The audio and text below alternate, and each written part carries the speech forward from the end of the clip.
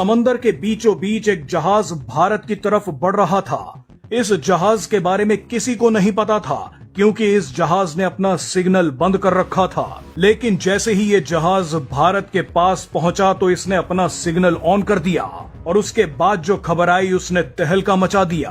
आपको ये तस्वीरें याद होंगी। पीएम मोदी ने यूरोप जाने से पहले 2.5 घंटे संयुक्त अरब अमीरात में एक हाई लेवल मीटिंग की थी। कई मोदी विरोधी छाती पीट कर रो रहे थे कि इस मुलाकात से क्या होगा।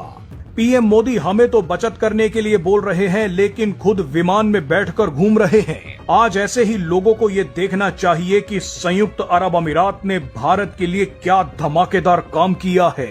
दरअसल एक रिपोर्ट में दावा किया गया है कि ईरान अमेरिका जंग के बाद पहली बार एक जहाज संयुक्त अरब अमीरात से लिक्विफाइड नेचुरल गैस भरकर भारत ले आया है। लेकिन उससे भी दिलचस्प बात यह है कि जब ये जहाज अबू धाबी के दास आइलैंड पर खड़ा था और गैस को लोड कर रहा था, तब इस जहाज ने अपने सिग्नल्स को बंद कर रखा था ताकि किसी को ना पता चले कि ये जहाज यहाँ खड़ा है।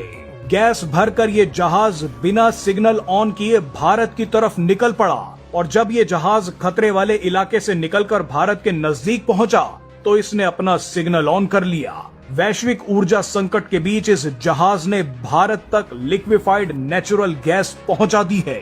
सोचिए इस जहाज ने कितनी धमाकेदार तरकीब निकाली और बिना सिग्नल ट्रांसमिट किए बगैर स्ट्रेट ऑफ हॉर्मूज और पर्शियन गल्फ के पास से होता हुआ ये भारत पहुंच गया। ये है भारत और संयुक्त अरब अमीरात की दोस्ती की ताकत। बहरहाल इसी बीच एक और धमाकेदार खबर आई है। क्या आप अंदाजा लगा सकते हैं कि अचानक भारत का तीसरा सबसे बड़ा तेल सप्लायर कौन सा देश बन गया है? बढ़ते तेल संकट के बीच भारत लगातार कुछ न कुछ कदम उठा रहा है जिससे भारतीय लोगों पर बढ़ते तेल दामों की मार सबसे कम पड़े। दुनिया के कई बड़े बड़े विकसित देश तेल के दामों को दुगना कर चुके हैं, लेकिन 150 करोड़ की आबादी वाला भारत अभी भी चुनौतियों से डटकर मुकाबला कर रहा है। इसी कड़ी में अचानक वेनेजुएला भारत का तीसरा सबसे बड़ा ऑयल सप्लायर बन गया है। लेकिन ऐसा क्यों हुआ है वो सच आपको चौंका देगा। एक डेटा के मुताबिक वेनेजुएला ने मई के महीने में भारत को लगभग 4,17,000 बैरल तेल प्रतिदिन भेज दिया।